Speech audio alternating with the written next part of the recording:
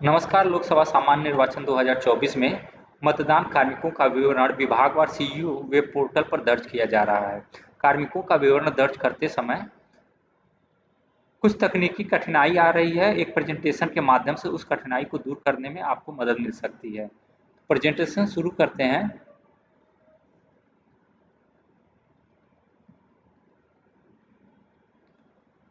सबसे पहली समस्या आ रही है पदनाम जोड़ने की। पदनाम जोड़ने के लिए आपको दो लॉगिन मिला हुआ है, एक डिपार्टमेंटल लॉगिन और एक ऑपरेटर लॉगिन। तो पदनाम जोड़ने के लिए आप डिपार्टमेंटल लॉगिन का प्रयोग करेंगे। लॉगिन करने के बाद आप पदनाम प्रबंधन ऑप्शन में जाएंगे और वहां से पदनाम को जोड़ेंगे। उसके बाद आप ऑपरेटर लॉगिन करेंगे। ऑपरेटर लॉगिन करने के बाद आपके विंडो खुल जाएगा, वहाँ कार्मिकों की प्रविष्टि करेंगे और पदनाम की सूची में भी पदनाम आप दिखाई देगा जो आपने डिपार्टमेंट लॉगिन से चुना हुआ है।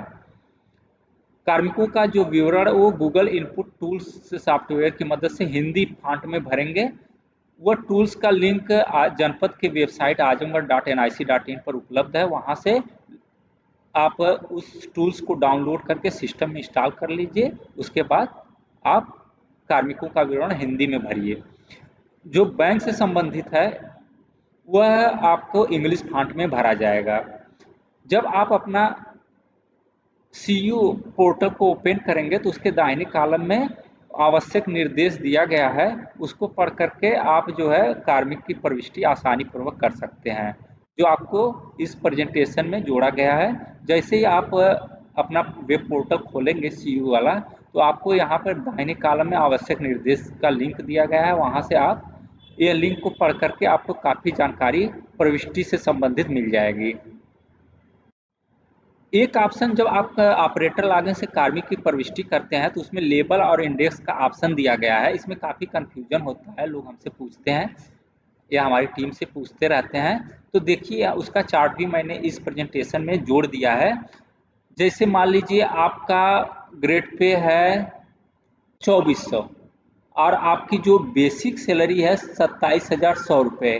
तो आपका जो लेवल भरा जाएगा 4, आपको माउस पॉइंटर से मैं दिखाने का प्रयास कर रहा हूँ। तो उनका लेवल आप 4 भरेंगे और इंडेक्स कौन सा भरेंगे?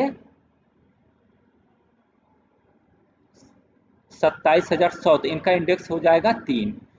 जैसे दूसरा देखते हैं, मान लीजिए किसी कार्मिक का ग्रेड पे 4600 है तो उनका लेवल 7 भरा जाएगा और उनका मान लीजिए मूल वेतन 50,500 है तो उनका जो इंडेक्स भरा जाएगा वो 5 भरा जाएगा। ये देखिए, ये चार्ट आपको इंडेक्स और लेवल भरने में काफ़ी मदद करेगा। इसकी सहायता से आप उक्त कार्य को कर सकते हैं। धन्यवाद। अब मैं आपको लाइव करके दिखा देता हूँ कि कैसे आप प्रेजेंटेशन में जो बताया है आप वेब पोर्टल पे कैसे करेंगे। तो सबसे पहले आप cu.up.gov.in epds ये URL डाल करके आप वेब पोर्टल को ओपन करेंगे। उसके पहले मैं आपको वो जनपद का वेबसाइट जिस पर हिंदी फॉन्ट का लिंक बना है और भी बहुत सी चीज़ें हैं, तो आप आजमगढ़.nic.in खोलेंगे। यहाँ पर आपको लिखा रहेगा लोकसभा चुनाव 2024, ये लिंक बना है। इस पर आप क्लिक करके यहाँ पर आप देखेंगे यूनिकोड फॉर हिंदी टाइपिंग, यहाँ से आप डाउनलोड कर लेंगे। डाउनलोड करने के बाद इंस्टॉल कर लेंगे तो आपका जो भी कार्मिक की प्रविष्टि होगी वो हिंदी फॉन्ट में होगा। अब आते हैं अपने वेब पोर्टल पर। वेब पोर्टल में जाएंगे आप। सबसे पहले हम एक आपको डेमो दिखा देते हैं। आप जो है DEP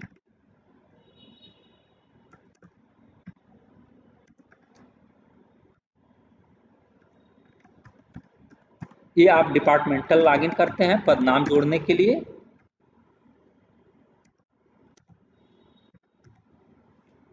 आपने पदनाम जोड़ने के लिए लॉगिन किया।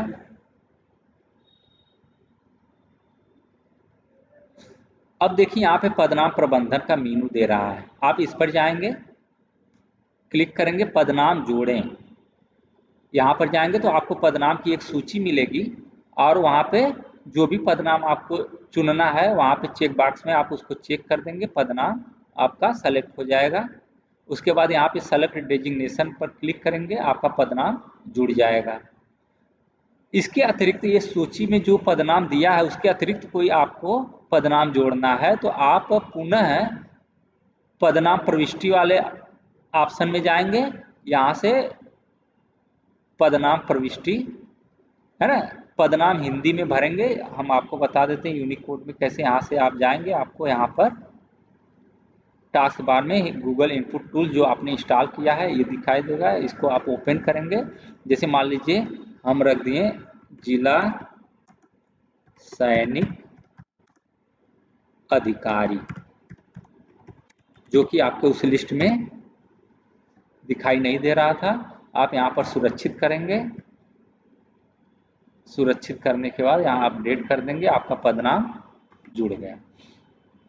इसके बाद आप यहाँ से लॉग आउट होंगे, लॉग आउट होने के बाद आप ऑपरेटर वाली लॉगिन करेंगे।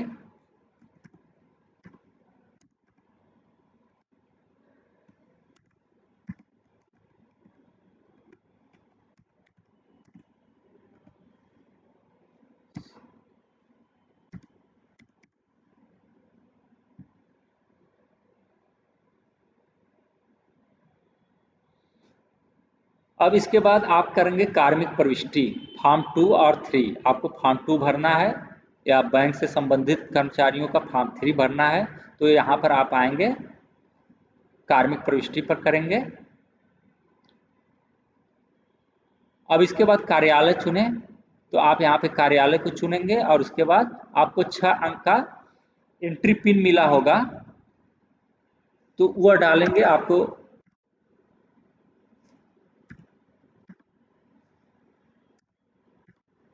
फिर प्रोसीड कर देंगे। प्रोसीड करने के बाद देखिए कार्मिकों का विवरण, अब यहाँ पे कार्यालय का नाम और उनका नाम, और यहाँ से देखिए जो जो आपने पदनाम सेलेक्ट किया है देखिए इस सूची में दिखाई दे रहा है, ये कर लेंगे। उसके बाद आप देखिए यहाँ पर लेबल का जो हमने चार्ट आपके प्रेजेंटेशन के चार्ट में हमने डाला है, उनका लेबल क्या है यहाँ से सेलेक्ट कर लेंगे, इंडेक्स नंबर क्या है ये भी सेलेक्ट कर लेंगे, मूल वेतन भरेंगे और वो चार्ट की मदद से आप ये लेबल और इंडेक्स आसानी से भर सकते हैं। इसमें जो है उनका विधानसभा क्षेत्र का विवरण भरना अनिवार्य है। उसके बाद अगर वो एक निर्वाचन ड्यूटी से मुक्ति चाहते हैं तो किस कारण से मुक्ति चाहते हैं ये आप इसमें लिखेंगे, अगर नहीं तो नहीं करेंगे। इसके बाद इनका ईपिक भी भरना अनिवार्य है, उनका ईपिक नंबर, विधानसभा क्षेत्र, ईपिक भाग। उसके बाद आपका आता है बैंक विवरण, तो ये आपको अंग्रेजी में भरा जाएगा। अंग्रेजी में भरने के लिए आप इंग्लिश फॉन्ट का यूज करेंगे और ये बहुत ही आवश्यक है और इसको बड़ा ही ध्यानपूर्वक और सावधानी पूर्वक भरेंगे, क्योंकि जो मानदेय कार्मिकों का उनके सीधे खाते में इस भर जाएगा। तो आप इस चीज़ का ध्यान देंगे कि जो भी प्रविष्टि किया जाए वो सही हो, शुद्ध हो। ठीक, तो मेरे ख्याल से आपको काफ़ी मदद मिली होगी। धन्यवाद।